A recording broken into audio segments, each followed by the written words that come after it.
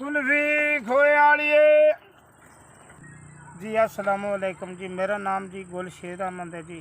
है मेरा जी छोटा जहा कारोबार है जी। उस आखे धम्मे तो ला के शाम तिकन जी मैं जाना ये मर के उस आखे रुपया कि 200-300 किड़ा ना वो हासिल होंगे।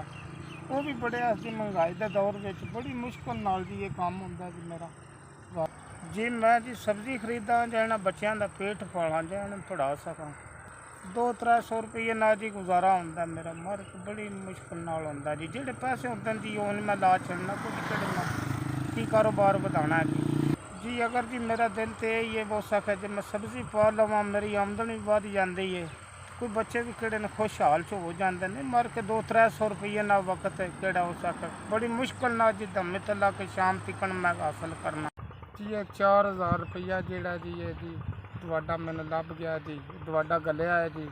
अल्लाह ताला जी दवान जिंदगी देवे मालिक की जात की चौखा देवे मालिक सोहना दवान दुनिया सलामत रखे जी। रब की जात उस आख्या मेरे हिस्से की भी जिंदगी दवान देवे। मैं टिंडे कद्दू बतऊ तोरी जी बेसन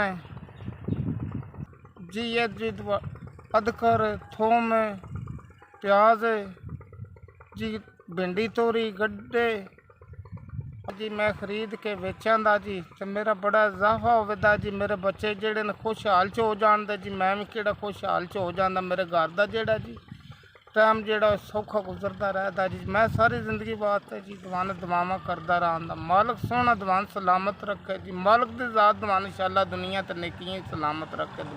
इस भी इस आलियां दा शुक्रिया जी।